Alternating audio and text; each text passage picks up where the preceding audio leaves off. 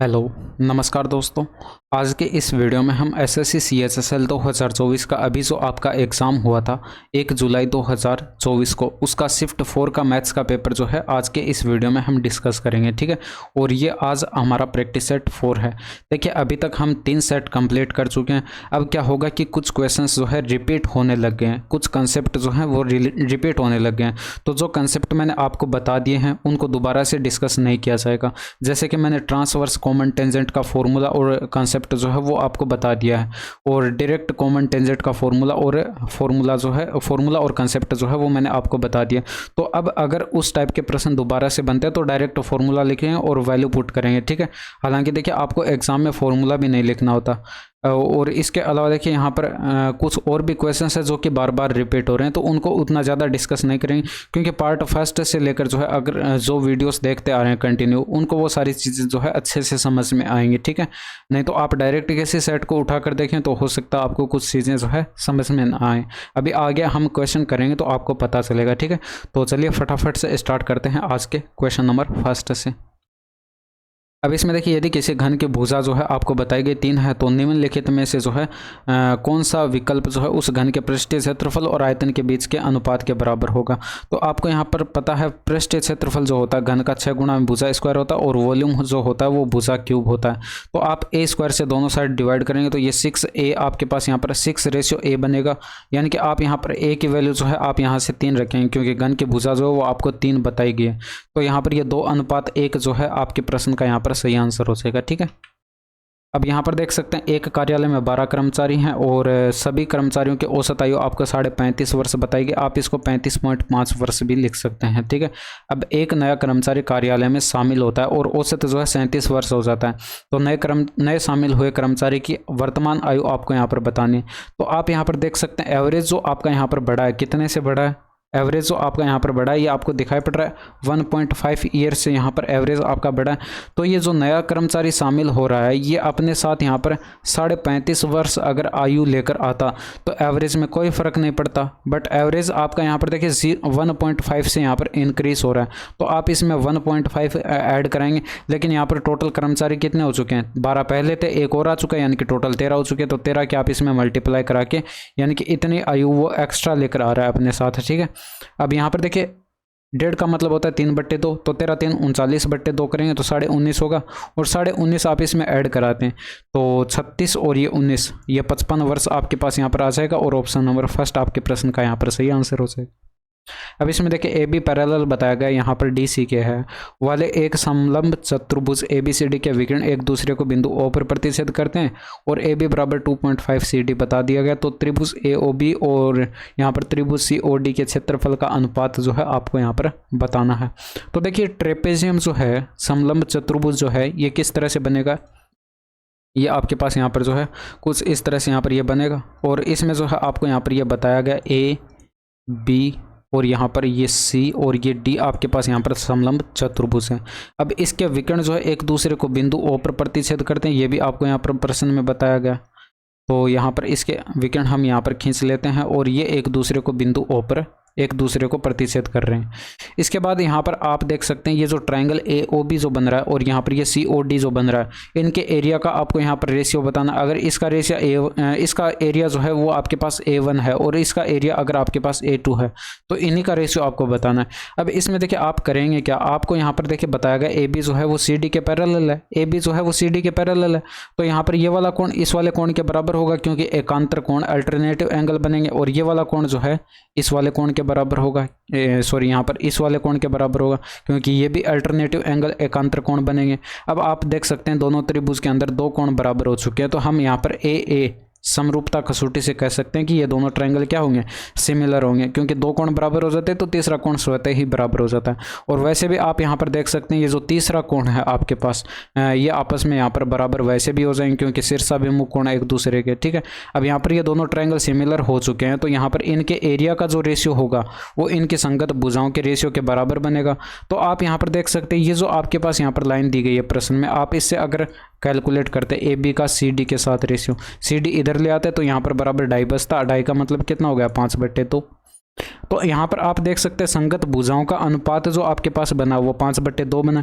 तो मैंने आपको बता रखा है जब भी दो त्रिभुज समरूप होते हैं तो उनके क्षेत्रफल का रेशियो जो है उनकी संगत भुजाओं के अनुपात के वर्ग के बराबर होता है। तो यहाँ पर ये 25/4 जो है इन दोनों त्रिभुजों के क्षेत्रफल का रेशियो आपके पास आ जाएगा। ठीक है, अब इसमें देख सकते हैं एक कंपनी एक किसी खास उत्पाद पर 25% की छूट दे रही है और अनुराग स्टोर पर गया। वह एक ऐसा सौदा खोजने की कोशिश कर रहा था जिससे वह कम से कम 390 रुपये की बचत कर सके, और यदि प्रत्येक वस्तु का मूल्य 340 रुपये तो उसे न्यूनतम कितनी वस्तुएं खरीदनी चाहिए। तो आप यहाँ पर देख सकते हैं 25% की फ्रैक्शन वैल्यू 1/4 होती है, यानी कि 4 पर उसको 1 की छूट दी गई, यानी कि 4 अगर आपके पास यहाँ पर अंकित मूल्य था तो इस पर 1 यूनिट की छूट दी गई, यानी कि सेलिंग प्राइस यहाँ पर 3 यूनिट रहा होगा। जबकि प्रश्न में यहाँ पर बताया गया कि प्रत्येक वस्तु का मूल्य जो है वो 340 रुपये था, तो ये आपके पास यहाँ पर 340 हो जाएगा। आप यहाँ पर डेटा देख सकते हैं 8 चौके 32 हो गया, 5 चौके 20, यानी कि 85 गुना हो रहा है।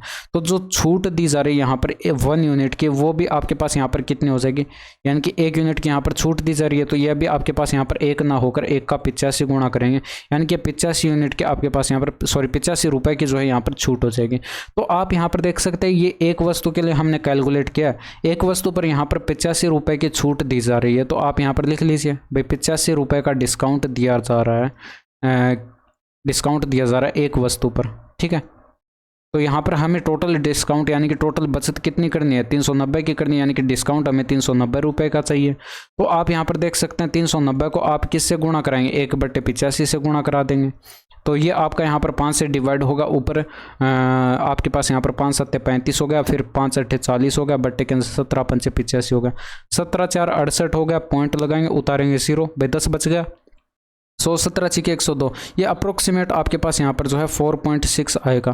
तो आप इसको अप्रोक्सीमेट 5 के लिख सकते हैं, यानी कि आपके पास यहाँ पर 5 जो है वस्तुएं, यहाँ पर न्यूनतम से न्यूनतम जो है 5 वस्तुएं इसको खरीदनी चाहिए। ठीक है, अब यहाँ पर किसी संख्या को जो है 2 3 5 और 7 से क्रमिक रूप से भाग देने पर क्रमशः 1 4 0 और 5 शेषफल प्राप्त होता है।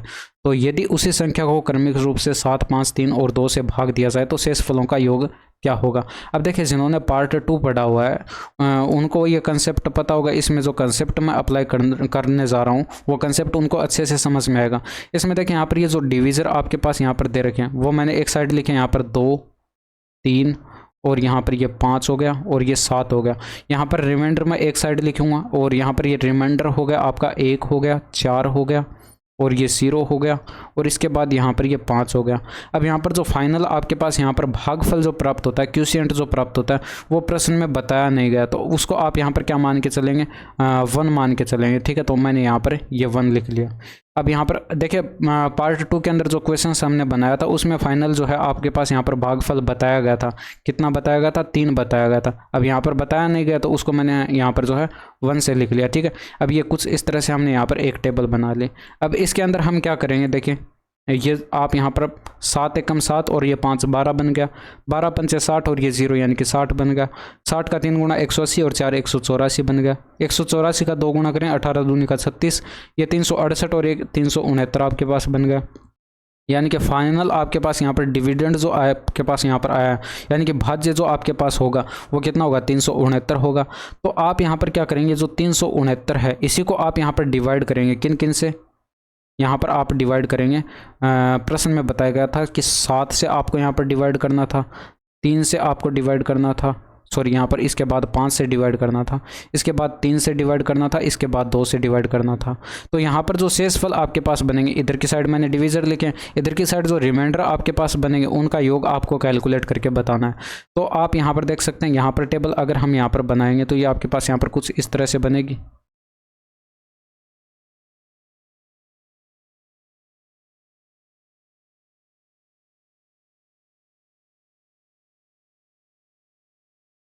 ठीक है, तो आप इसमें देखिए 7 का अगर आप इसमें डिवाइड करते हैं तो ये आपका यहाँ पर कितना बनेगा, देखिए 7 पंचे 35 हो गया, बच गया 1, 7 दूनी का 14 हो गया, बच गया 5, तो 5 आपने यहाँ पर लिख दिया। ठीक है, अब यहाँ पर आप करें 5 से डिवाइड तो 10 बार चला गया, और यहाँ पर 10 बार चला गया, शेषफल 2 बचा, वो आपने यहाँ पर लिख दिया। 3 का इसमें डिवाइड करेंगे, 3 तरीका 9, 3 बार चला गया, शेषफल 1 बचा, वो आपने यहाँ पर लिख दिया। 2 का इसमें डिवाइड करें, 1 बार भाग चला गया, 1 जो शेषफल बचा वो आपने यहाँ पर लिख दिया। अब यहाँ पर इधर के साइड जो रिमाइंडर है इनको ऐड करके लिख दीजिए, बस इतना सा काम आपको करना था। यानी कि 5 प्लस का 2 प्लस का 1 प्लस का 1 करेंगे तो ये 9 आपके प्रश्न का यहाँ पर करेक्ट आंसर आ जाएगा। ठीक है, अब इसमें देखिए दोनों वर्षों में जो सभी राज्यों के औसत उत्पादन के बीच का अंतर आपको बताना है। तो इंग्लिश वाले यहाँ पर पढ़ सकते हैं इसको वीडियो को पॉज करके। भाई आप अगर 2010 में अगर देखें तो ब्लू वाला डेटा देखना है, तो ये 30 हो गया, और ये 50 80 हो गया, और ये 55 और ये 25, यानी कि आपके पास यहाँ पर 80 ये बन गया, यानी कि टोटल 160 हुआ है। और 160 में अगर आप 4 का डिवाइड करते, क्योंकि 4 डेटा थे, तो ये 40 आपके पास यहाँ पर एवरेज आ गया 2010 का। इसके बाद आपको यहाँ पर क्या करना था, 2011 का देखना था। तो इसमें देखते 40 और इसमें देखते 50, यानी कि 90 हो गया, और ये 50 यानी कि आपके पास 140 हो गया, और ये 45 यानी कि आपके पास यहाँ पर 185 टोटल बना। और इसको भी आप 4 से डिवाइड करते तो 4 चौके 16 हो गया, बच गया 2, 6 चौके 24 हो गया, फिर यहाँ पर 0.25 आ जाएगा। इन दोनों का डिफरेंस देखिए 6.25 का दिखाई पड़ रहा है, और यही आपके प्रश्न का यहाँ पर सही आंसर था। अब इसमें देखिए यहाँ पर आपको कोट ए का मान कैलकुलेट करके बताना था। इसमें क्या करेंगे आप देखिए, ये जो 12 साइन स्क्वायर ए लिखा हुआ है इसको आप यहाँ पर 10 साइन स्क्वायर ए प्लस 2 साइन स्क्वायर ए ऐसे लिख लेंगे। तो यहाँ पर देखिए 10 साइन स्क्वायर ए हमने अलग लिख लिया, और इसमें से जो 2 साइन स्क्वायर ए उसको इसके साथ करेंगे, तो यहाँ पर देखिए 2 दोनों में से कॉमन आएगा। 2 दोनों में से कॉमन आएगा तो ब्रैकेट में क्या बचेगा, साइन स्क्वायर ए प्लस कोस स्क्वायर ए बचेगा। अब उसका मान 1 हो जाएगा, क्योंकि फॉर्मूला आपको पता है। अब 2 गुणा में 1 यानी कि 2 बनेगा, और 2 इधर लाकर हम 7 में से माइनस कर देंगे तो बराबर की साइड 5 बचेगा।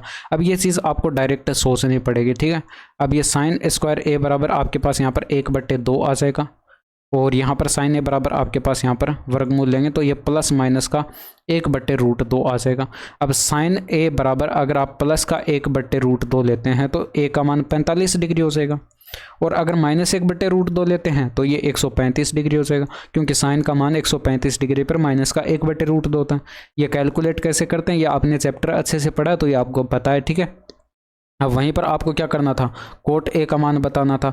तो इसमें अगर आप 45 डिग्री रखते हैं तो 1 बनेगा, और यहाँ पर 135 डिग्री आप ए का मान रखते हैं, क्योंकि यहाँ पर ये बताया गया था कि ए जो है यहाँ पर 180 डिग्री से छोटा है, और यहाँ पर 0 डिग्री से बड़ा है, तो 135 डिग्री इनमें आता है। तो यहाँ पर हमने 135 डिग्री लिया, और यहाँ पर कोट ए का 135 डिग्री पर जो मान होता है वो -1 होता है। 1 होता है प्लस 1 होता है 45 डिग्री पर, और -1 होता है 135 डिग्री पर।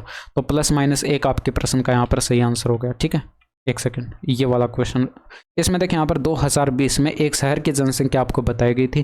तो जनसंख्या में वार्षिक रूप से जो है वो 7.5% की वृद्धि होती है।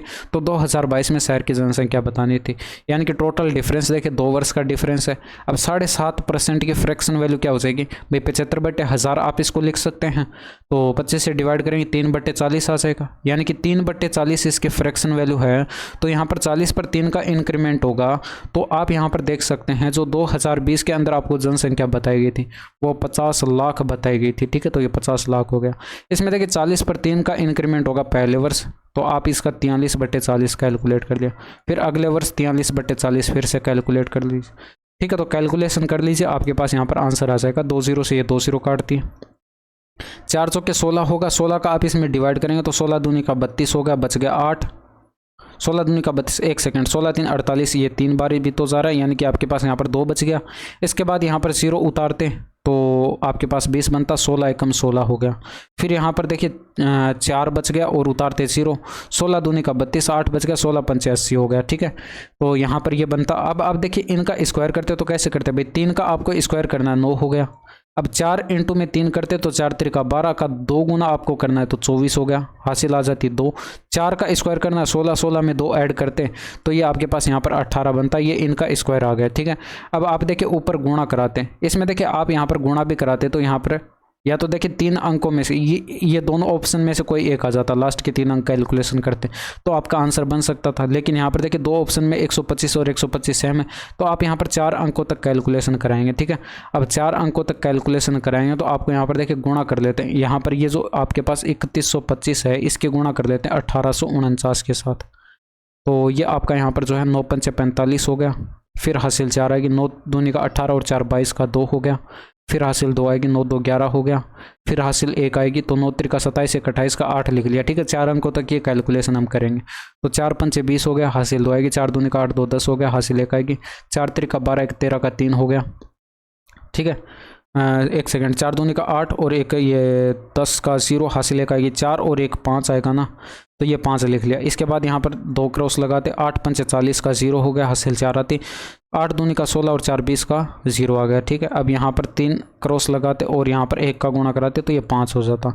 अब यहाँ पर 0 ये सॉरी यहाँ पर ये 5 आ गया और ये आपका यहाँ पर 2 आ गया, ये 1 आ गया, ये 10 और ये 8 18 का 8 आ गया। यहीं तक हमें कैलकुलेशन करनी थी। लास्ट में देखिए 8125 आपको एक ऑप्शन में दिखाई पड़ रहा है। खत्म सवाल था।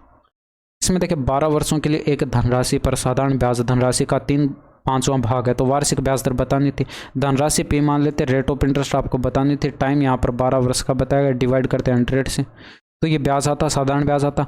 और साधारण ब्याज आपको बताया गया वो धनराशि जो P थी उसका 3/5वां भाग है, यानी कि 3/5 कैलकुलेट करते तो ये बराबर हो जाता। ठीक है, अब यहाँ से P से P काटते थे, 3 से काटते 4 बार कटता, 4 से आप यहाँ पर 100 काटते, ये 25 बार कटता, और ये 5 से 25 5 बार कट जाता, तो R/5 बराबर 1 आया। तो आप R बराबर 5% लिख सकते थे, कैलकुलेशन थी और कुछ नहीं था। ठीक है, अब इसमें देखिए यहाँ पर वर्ग सी में जो दोनों परीक्षाओं में से न्यूनतम एक परीक्षा में अनुत्तीर्ण होने वाले विद्यार्थी का प्रतिशत कैलकुलेट करके बताना। तो जो इंग्लिश वाले हैं वो यहाँ पर आप वीडियो को पॉज करके इसे पढ़ सकते हैं। ठीक है, अब यहाँ पर 2 एग्जाम आपको प्रश्न में बताए गए, एक तो हाफ ईयरली एग्जाम और एक जो है एनुअल एग्जाम आपको बताया गया। तो यहाँ पर हम जो है इसका वेन डायग्राम बना के इसको प्रश्न को समझते हैं अच्छे से। इसमें देखिए यहाँ पर जो आपके पास ये मान लीजिए हाफ ईयरली एग्जाम है, और इसी तरह से जो है आप इसमें मान लीजिए आपके पास यहाँ पर जो है ये एनुअल एग्ज़ाम का, ये आपके पास एनुअल एग्ज़ाम है। ठीक है, ये हाफ ईयरली एग्ज़ाम है और ये आपका यहाँ पर जो है एनुअल एग्ज़ाम हो गया। ठीक है, अब यहाँ पर देखिए दोनों एग्ज़ाम के अंदर जो ये अनुत्तीर्ण का हम यहाँ पर जो है वेन डायग्राम बना रहे हैं। अब दोनों परीक्षाओं में जो है अनुत्तीर्ण विद्यार्थी जो थे आपको वर्ग सी में भी देखना है, तो यहाँ पर ये 12 थे, तो यानी कि 12 ये बीच में आएंगे, दोनों के अंदर होने चाहिए। ठीक है, अब इसके बाद आप यहाँ पर देख सकते हैं इसमें जो है आपके पास यहाँ पर अर्धवार्षिक परीक्षा में यानी कि हाफ ईयरली में जो अनुत्तीर्ण थे, लेकिन यहाँ पर वार्षिक जो एग्ज़ाम था, एनुअल जो एग्ज़ाम था उसमें उत्तीर्ण होने वाले विद्यार्थी थे, ये 6 थे। तो यहाँ पर हाफ ईयरली में अनुत्तीर्ण थे, यानी कि इसमें 6 हो गए। इसमें देखिए अर्धवार्षिक परीक्षा में उत्तीर्ण लेकिन वार्षिक परीक्षा में अनुत्तीर्ण, यानी कि ईयरली एनुअल एग्ज़ाम जो है इसके अंदर जो है आपके पास यहाँ पर 8 हो गए। ठीक है, तो टोटल आपने किया यहाँ पर कितने बने, 26 विद्यार्थी बने जो कि यहाँ पर क्या थे, अनुत्तीर्ण थे, यानी कि फेल थे। ठीक है, इसके बाद पास कितने थे भाई, दोनों परीक्षाओं में उत्तीर्ण होने वाले विद्यार्थियों की संख्या 35 बताई गई, तो यहाँ पर ये 35 जो है दोनों एग्जाम के अंदर ये पास थे। तो आप इन दोनों का टोटल करते, आपके पास यहाँ पर टोटल विद्यार्थी कितने बने, 61 बने। अब आपको यह प्रश्न में बताना था कि न्यूनतम किसी न किसी एक परीक्षा में अनुत्तीर्ण होने चाहिए था, तो न्यूनतम एक में तो अनुत्तीर्ण होने चाहिए और ज़्यादा कितने में भी हो सकते हैं। तो टोटल आपके पास यहाँ पर ये 26 विद्यार्थी थे जो कि किसी न किसी एग्ज़ाम में अनुत्तीर्ण थे, तो ये 26 जो है ये 61 का कितना % है, यही आपको कैलकुलेट करके बताना था। तो आप इसमें क्या करते, 2600 में 61 का डिवाइड करते, तो 5 बार तो जाता नहीं, 4 बार भाग जाता, और यहाँ पर एक ऑप्शन में आपको 4 दिखाई पड़ रहा है, तो 42.62% आपके पास यहाँ पर करेक्ट आंसर हो जाता। अब इसमें देखिए एक चुनाव में एक उम्मीदवार को डाले गए कुल मतों का 41% मत प्राप्त हुआ और वह 97,632 मतों से चुनाव हार गया। विजयी उम्मीदवार को प्राप्त मतों की संख्या बतानी थी। अब यानी कि जो हार रहा है चुनाव, लूजर जो है उसको 41% मत मिले हैं, तो यहाँ पर जो विनर है यानी कि जो चुनाव जीत रहा है उसको यहाँ पर 59% मत मिले होंगे। अब इन दोनों का डिफरेंस देखते तो यहाँ पर 18% मतों से ये हारने वाला उम्मीदवार हार रहा है, जबकि प्रश्न में बताया गया यहाँ पर 97,632 मतों से हार रहा है। तो आप यहाँ पर देख सकते हैं 18 का डिवाइड करेंगे तो 18 पंचे 90 हो गया। इसके बाद यहाँ पर 7 बच गया, 18 4 72 हो गया, 4 बच गया, फिर 18 दूनी का 36 हो गया, फिर यहाँ पर 4 3 7 बच गया, 18 4 72 हो गया, यानी कि डेटा इतना गुना लिखा हुआ है। तो जो ये हारने वाला उम्मीदवार था इसको प्राप्त मत ये 59% ना होकर 59 को गुणा करा देते ये 5424 से, तो आपको यहाँ पर दिखाई पड़ रहा है यूनिट डिजिट आपके पास 6 बनता। आंसर आप यहाँ पर लगा सकते थे, डायरेक्ट भी आप लगा सकते थे, इतना कुछ लिखना पर नहीं पड़ता आपको एग्जाम में। ठीक है, तो ये आपके पास यहाँ पर ऑप्शन नंबर फर्स्ट आपके प्रश्न का सही आंसर था। अब इसमें देखिए केंद्र सी पर एक वृत्त दिया गया है और यहाँ पर ए बी और डी वृत्त की परिधि पर बिंदु बताए गए और यहाँ पर एंगल ए बी सी का माप बताना था, यानी कि ये वाला एंगल आपको यहाँ पर बताना था। इसमें देखिए आप क्या करेंगे, अगर बी को डी से मिलाते हैं तो ये आपके पास यहाँ पर इस वृत्त की एक जीवा बनेगी और ये जीवा द्वारा केंद्र पर बनाया गया कोण है, तो परिधि पर बनाया गया कोण इसका आधा हो जाएगा, यानी कि इसमें बट्टे 2 करेंगे तो 63 डिग्री आपके पास ये आ चुका है। अब इसके बाद आप यहाँ पर देख सकते हैं, अगर इस बिंदु ए को जो है बिंदु सी से मिलाते हैं तो ये इस वृत्त की त्रिज्या होती, तो यानी कि ये वाली भुजा इस वाली भुजा के बराबर होती, क्योंकि ये भी त्रिज्या है तो ये समद्विबाहु त्रिभुज बनता। यानी कि यहाँ पर जो कोण बनेगा वो इतना बनेगा, जितना बनेगा वो उतना ही आपके पास ये होगा, क्योंकि यहाँ पर समद्विबाहु त्रिभुज के 2 कोण बराबर होते हैं। तो इधर की साइड आप यहाँ पर देखते ये वाली आपके पास यहाँ पर ये वाली भुजा भी तो त्रिज्या थी, तो यानी कि ये भी आपके पास समद्विबाहु त्रिभुज बना है। तो ये 33 डिग्री है तो ये भी आपके पास 33 डिग्री होगा, क्योंकि समद्विबाहु त्रिभुज के कोण है। अब पूरा कोण 63 डिग्री था, उसमें से 33 डिग्री ये माइनस कर दिया, तो इधर की साइड जो कोण बचा है वो आपके पास यहाँ पर 30 डिग्री बचा है। तो ये 30 डिग्री है तो ये भी 30 डिग्री होगा, क्योंकि समद्विबाहु त्रिभुज के कोण है। तो यही कोण आपको बताना था, यानी कि ऑप्शन नंबर फर्स्ट आपके प्रश्न का सही आंसर था।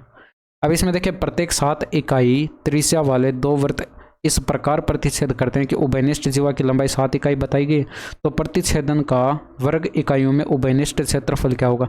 अब देखिए इस प्रश्न के लिए जो है मैंने एक डायरेक्ट जो है रिजल्ट प्राप्त किया, वो डायरेक्ट रिजल्ट आपको यहाँ पर याद रखना है। ये कुछ इस तरह से आपके पास यहाँ पर डायग्राम बनेगा, ठीक है। अब ये 2 सर्किल आपको बताए गए और यहाँ पर इन दोनों की त्रिज्या जो है आपस में बराबर बताई गई, यानी कि इसकी त्रिज्या आपके पास 7 इकाई है तो इसकी त्रिज्या भी 7 इकाई होगी। इसके अलावा यहाँ पर जो है इनके उभयनिष्ठ जीवा जो है वो कुछ इस प्रकार से यहाँ पर बनेगी। अब इसकी लंबाई भी आपको यहाँ पर 7 इकाई बता दी गई है, ठीक है। इसकी लंबाई को हम यहाँ पर L से मान लेते हैं, तो L आपको यहाँ पर 7 बता दी गई। अब यहाँ पर देखिए ये आपके पास L हो गई जीवा की लंबाई, उभयनिष्ठ जीवा की लंबाई, त्रिज्या आपके पास R जो है ये 7 इकाई होगी। तो आपने यहाँ पर एक चीज़ देखा, R बराबर है L और ये बराबर मान लेते हैं 1 है और ये बराबर है आपको यहाँ पर 7 इकाई बताई गई है सभी, ठीक है।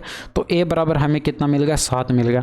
तो अब देखिए आपसे पूछा क्या गया था, ये जो प्रतिच्छेदन का एरिया बन रहा है ये वाला एरिया, ये आपको यहाँ पर एरिया बताना था। इस एरिया का फॉर्मूला आप यहाँ पर डायरेक्ट याद रखेंगे, एरिया इक्वल टू 2a² और ब्रैकेट के अंदर जो है आपके पास हो जाएगा π/6 माइनस का √3/4।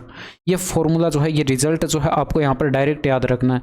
अब यहाँ पर देखिए आपको ये शर्त भी याद रखनी है कि यहाँ पर दोनों वृत्तों की त्रिज्या बराबर होनी चाहिए और ये जो उभयनिष्ठ आपके पास यहाँ पर जीवा बन रही है इसकी लंबाई भी यहाँ पर त्रिज्या के बराबर होनी चाहिए, और जो कि हमने यहाँ पर a के बराबर मानी है और a बराबर 7 है।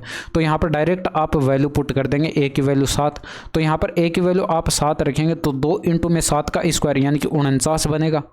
भाई यहाँ पर a का स्क्वायर करेंगे, भाई 7 का स्क्वायर करेंगे तो 49 बनेगा और 49 का 2 × 98 आपके पास बनेगा, ब्रैकेट के अंदर π/6 आ गया माइनस का √3/4। ये आपके प्रश्न का यहाँ पर करेक्ट आंसर हो जाएगा, ठीक है। तो ये डायरेक्ट आप रिजल्ट याद रखेंगे।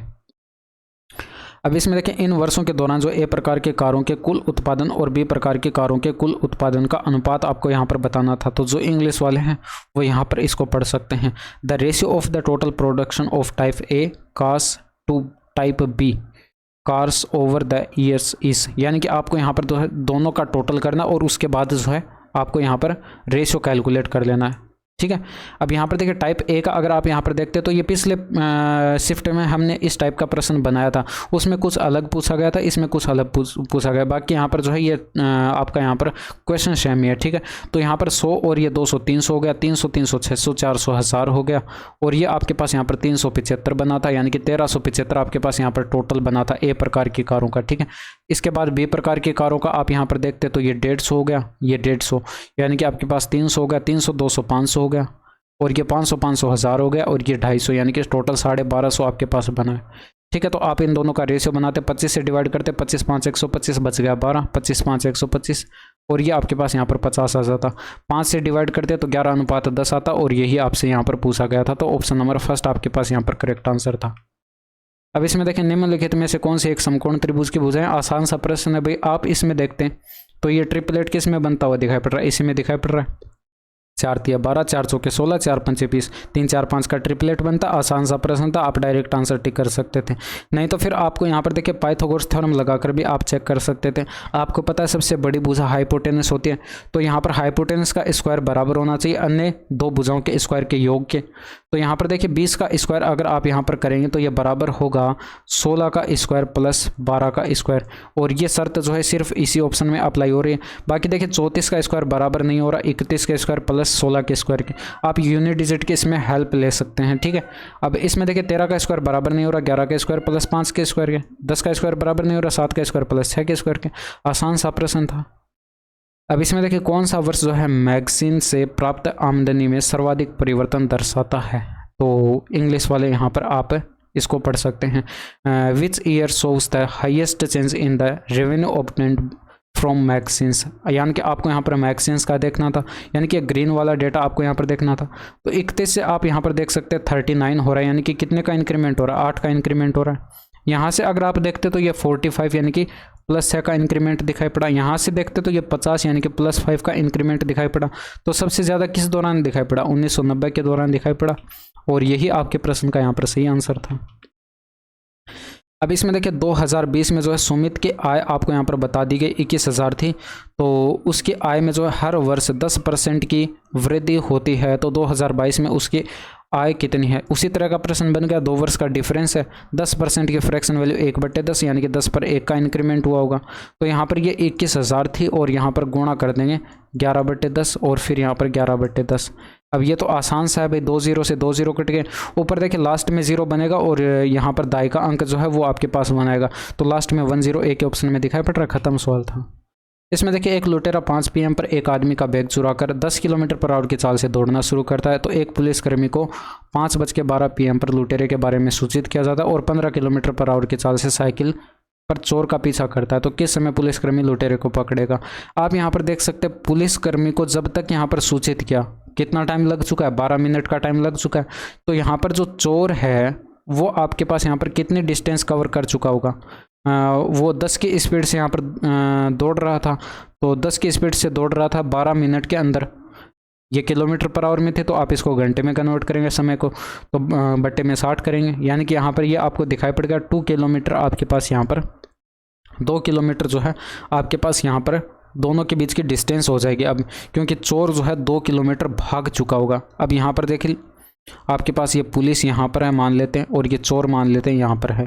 अब इन दोनों के बीच की डिस्टेंस 2 किलोमीटर की हो चुकी है। यहाँ तक ये भागकर आ चुका है, दोनों एक ही दिशा में दौड़ रहे हैं। तो यहाँ पर आप जो है कंसेप्ट अप्लाई कर देंगे। पीछे बनाया हुआ इस टाइप का प्रश्न, भाई 2 किलोमीटर की डिस्टेंस कवर हो रही है दोनों की रिलेटिव स्पीड से, और रिलेटिव स्पीड एक ही डायरेक्शन में दौड़ रहे हैं तो दोनों का डिफरेंस करके आएगी। भाई रिलेटिव स्पीड आपके पास क्या आएगी, दोनों का डिफरेंस करके आएगी। तो आप 15 में से 10 को माइनस करेंगे, यानी कि 5 किलोमीटर पर आवर में जो है आपके पास यहाँ पर रिलेटिव स्पीड है। तो आप इसमें 5 का डिवाइड करते हैं, यानी कि इतने टाइम के अंदर जो है ये चोर पकड़ा जाता, इतने घंटे के अंदर चोर पकड़ा जाता। आप मिनट में कन्वर्ट करते तो आप इसको 60 से गुणा कराते, 12 पंचे 60 होता था, ये 24 मिनट आपके पास यहाँ पर टाइम आ जाता। तो यहाँ पर जिस टाइम पर पुलिस को सूचित किया गया था यानी कि 5:12 PM पर, उसके बाद यहाँ पर 24 मिनट जो है इसको पकड़ने में लग चुके हैं। तो यहाँ पर अब जो टाइम होगा वो 5:36 PM का टाइम होगा, और यही आपके प्रश्न का यहाँ पर सही टाइम था। ठीक है, इस टाइम पर जो है चोर पकड़ा जाता। अब इसमें देखिए 2 संख्याओं के बीच का अंतर आपको बताया गया। अब इन दोनों संख्याओं का अनुपात आपको बताया गया, तो इन दोनों संख्याओं का योग बताना था। ये भी आसान सा प्रश्न था। दोनों का डिफरेंस देखिए 4 का है और प्रश्न में बताया गया 48 का। तो डेटा आपको यहाँ पर 12 गुणा दिखाई पड़ा, तो यहाँ पर जो है योग आपके पास ये 10 यूनिट हो जाएगा। भाई यहाँ पर 7 और 3 10, योग आपके पास 10 यूनिट हो जाएगा।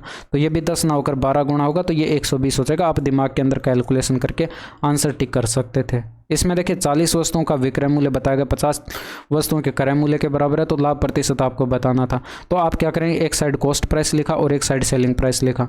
तो जो आपके पास यहाँ पर विक्रय मूल्य सेलिंग प्राइस के साथ जो डेटा लिखा हुआ 40, वो आप यहाँ पर कॉस्ट प्राइस के नीचे लिखेंगे, और यहाँ पर क्रय मूल्य के पास जो डेटा लिखा हुआ है ये आप यहाँ पर कॉस्ट प्राइस के जो पास लिखा हुआ है वो आप सेलिंग प्राइस के नीचे लिखेंगे। रेशियो बना लीजिए, 4 की वस्तु 5 में बेची गई, यानी कि 1 यूनिट का प्रॉफिट हुआ। 1 यूनिट का प्रॉफिट हुआ कितने पर, 25 पर, गुणा 100 करते। तो ये आपके पास यहाँ पर यहाँ पर 1 यूनिट का प्रॉफिट हुआ कितने पर, 4 पर प्रॉफिट हुआ है ना। तो ये आपके पास यहाँ पर 4 बट्टे में रखते गुणा 100 करते तो ये 25% आपके पास यहाँ पर करेक्ट आंसर आ जाता। ये आसान सा प्रश्न था, ये था इसका डायरेक्ट मेथड। बाकी आप ऐसे भी कैलकुलेट कर सकते हैं भाई, 40 वस्तुओं का सेलिंग प्राइस बराबर करते 50 वस्तुओं के कॉस्ट प्राइस के। तो यहाँ से भी अगर आप सेलिंग प्राइस और कॉस्ट प्राइस का रेशियो बनाते तो यही आपके पास बनता 5:4, जो कि मैंने यहाँ पर लिखा है। ठीक है, एक गोलाकार गेंद का व्यास आपको बता दिया गया, जिसका आयतन आपको बता दिया गया। तो यहाँ पर आपको इसका व्यास कैलकुलेट करके बताना है, सॉरी इसमें व्यास जो है आपको कैलकुलेट करके बताना, वॉल्यूम आपको यहाँ पर बताया गया। तो यहाँ पर गोले का आयतन 4/3, पाई की वैल्यू 22/7, r³ यह बराबर हो जाएगा 38.808। तो यहाँ से पॉइंट हटाते बट्टे के अंदर 1000 आता। अब यहाँ से अगर आप इसमें 22 का डिवाइड करते तो 22 से आप इसमें डिवाइड करते, 22 से कम 22 हो गया, बच गया 16, उतारते 8, 168 हो गया। अब यहाँ पर 22 पंच 120, 22 सिक्के 132 और 22 सत्ते 154 हो जाएगा, बच गया यहाँ पर 14। अब यहाँ पर आप उतारते 0, 140 हो जाता, 22 सिक्के 132 होता है, फिर यहाँ पर 8 बच गया, 22 के 88 हो जाएगा। अब देखिए आप इसमें 4 का डिवाइड करते तो 4 चौके 16 हो गया, 4 चौके 16, 4 एकम 4, 441, 21 का स्क्वायर होता। तो ये 7 त्रिका 21 इधर आकर गुणा होता, ऊपर 21 का क्यूब बनता। ठीक है, तो r का क्यूब बराबर क्या बनता, 21 का क्यूब, और बट्टे में 1000 को आप लिख सकते हैं 10 का क्यूब। दोनों साइड आप घनमूल लेते तो 21/10 बनता, जिसको आप यहाँ पर 2.1 लिख सकते थे।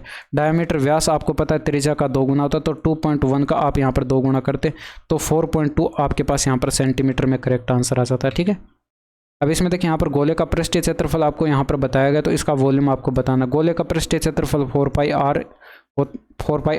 होता है। तो पाई की वैल्यू 22/7 इंटू में r² बराबर आपके पास 2464 हो जाएगा। 22 से आप इसमें डिवाइड करते तो ये आपके पास 22 एकम 22, फिर 22 एकम 22, फिर यहाँ पर 22 दूनी का 44, 4 से डिवाइड करते, 4 दूनी का 8, 8 चौके 32, 28 के 7 से गुणा करते तो 7 दूनी का 14, 7 8 56, 196 बन जाता, r बराबर 14 आ जाता। r बराबर 14 आ चुका है आपके पास। तो वॉल्यूम आप यहाँ पर कैलकुलेट करके बता सकते थे, 4/3 हो गया, पाई की वैल्यू 22/7, r का क्यूब होता है यानी कि 14 इंटू में 14 इंटू में आप यहाँ पर 14 रखेंगे। ठीक है, अब यहाँ पर आप देख सकते हैं इसमें जो है ये आपके पास 7 दूनी का 14 हो गया, और यहाँ पर जो है 14 का स्क्वायर 196, 196 हो गया। अब देखिए क्या यूनिट डिजिट से यहाँ पर काम बन जाएगा, ऊपर देखते हैं। यूनिट डिजिट आपके पास यहाँ पर क्या बनेगा, 8 दूनी का 16 का 6, 6 छंग 36 यानी कि यूनिट डिजिट 6 बना, बट्टे के अंदर 3। अब यूनिट डिजिट हमें न्यूमरेटर में 6 चाहिए, देखते हैं 8 तिरका 24 और 2 26, यूनिट डिजिट 6 मिल जाएगा। 3 और 1 4 यहाँ पर नहीं मिला। अब 3 दूनी का 6 और यहाँ पर 2 8 यहाँ पर भी नहीं मिला। 3 एकम 3 और ये 1 4 यहाँ पर भी नहीं मिला। तो आंसर आपका आ चुका है। इसमें देखिए यहाँ पर m जो n² + 3 का व्युत्क्रमानुपाती, यदि m बराबर 3 n बराबर 3 m बराबर 3 तो यहाँ पर n² बराबर 69 होने पर जो है m का मान बताना। ये भी आसान सा प्रश्न है। इसमें देखिए यहाँ पर m जो है ये व्युत्क्रमानुपाती बताएगा 1/n² + 3 के। तो यहाँ से अगर आप m बराबर कैलकुलेट करते तो k बट्टे के अंदर n² + का 3 हो जाता। अब इसमें देखिए अगर आप वैल्यू पुट करते n बराबर 3 और m बराबर 3 तो ये आपका यहाँ पर 3 बराबर m की वैल्यू 3 रख दी, k बट्टे के अंदर n की वैल्यू 3 रखते तो 3 का स्क्वायर 9 बनता, प्लस 3 12 हो जाता। तो k बराबर आपके पास यहाँ पर 36 आ जाता। k की वैल्यू 36 आ चुकी है। अब यहाँ पर आप वैल्यू पुट करते तो m की वैल्यू आप कैलकुलेट कर सकते थे 36 बट्टे के अंदर n² का मान आपको यहाँ पर 69 दिया गया, तो प्लस 3 ये होने पर जो है इसका मान कितना आ जाएगा। देखिए 36/72 बनेगा, और 36/72 का मतलब 1/2। खत्म सवाल। अब इसमें देखिए 15 व्यक्ति प्रतिदिन 12 घंटे काम करके प्रति सप्ताह 18,000 कमाते। 18 व्यक्ति प्रतिदिन 9 घंटे काम करके प्रति सप्ताह कितने रुपए कमाएंगे। तो यहाँ पर 15 व्यक्ति हैं, प्रतिदिन 12 घंटे काम करते हैं और एक सप्ताह के अंदर जो है 18,000 कमा लेते हैं। इस तरह से आपने लिख लिया MDH/W वाला वो वाला फॉर्मूला आपने यहाँ पर लगा दिया। ठीक है, अब इसी तरह से यहाँ पर 18 व्यक्ति प्रतिदिन 9 घंटे काम करते हैं और यहाँ पर एक सप्ताह तक करते हैं। मान लेते हैं ये x रुपये कमा लेते हैं। ठीक है, अब x का मान आप यहाँ पर कैलकुलेट कर सकते हैं, बराबर कर दीजिए। भाई 6 का 18 हो गया, 6 दूनी का 12 हो गया, 3 से ये काटेंगे 5 बार कटेगा, 5 दूनी का 10 हो गया, ये 0 कट गया, ऊपर 1 बचा, वज्र गुणा कराएंगे तो ये x हो गया। और यहाँ पर देखिए 18 नमा 62 आपके पास बनेगा, आगे 2 0 आ जाएंगे, खत्म सवाल था। ऑप्शन नंबर 3 आपके पास करेक्ट आंसर आ जाता है। ठीक है, अब इसमें देखिए सी माइनस बी का निम्नतम धनात्मक मान आपको कैलकुलेट करके बताना है। जैसे 7 अंकों की संख्या जो 12 से डिवाइड हो जाए, अब संख्या 12 से डिवाइड है, इसका मतलब संख्या 3 और 4 से भी डिवाइड होनी चाहिए।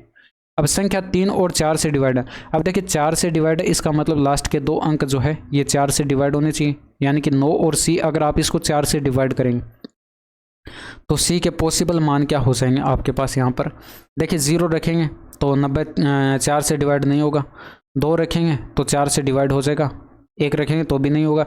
इसके बाद यहाँ पर देखिए इसमें 4 ऐड कराएंगे तो 6 रखेंगे, ये आपके पास यहाँ पर 4 से डिवाइड हो जाएगा। लेकिन यहाँ पर 4 ऐड कराएंगे तो 10 पॉसिबल नहीं होगा, क्योंकि यहाँ पर सी एक सिंगल डिजिट वैल्यू है। ठीक है, अब इसी तरह से आप यहाँ पर देख सकते हैं आपके पास सी के मान 2 आ चुके हैं, तो यहाँ पर 2 पॉसिबिलिटी बनेगी। पहली पॉसिबिलिटी संख्या आपके पास 1738 B9 और सी का मान आप यहाँ पर 2 लेंगे। अब ये संख्या आपके पास यहाँ पर 3 से भी डिवाइड होनी चाहिए, 3 से डिवाइड होनी चाहिए, 3 कट गया, 9 कट गया, 8 1 9 कट गया, 7 और 2 9 कट जाएगा। तो बी का आपके पास यहाँ पर मिनिमम से मिनिमम मान 0 हो सकता है। इसके बाद 3 ऐड कराएंगे 3 हो गया, इसमें 3 ऐड कराएंगे 6 हो गया, इसमें 3 ऐड कराएंगे 9 हो गया।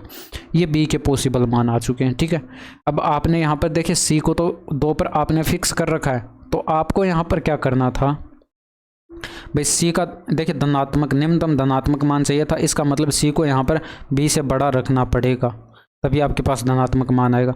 तो सी को तो आपने यहाँ पर 2 पर फिक्स कर रखा है, आपको क्या कैलकुलेट करना था, सी माइनस बी कैलकुलेट करना था।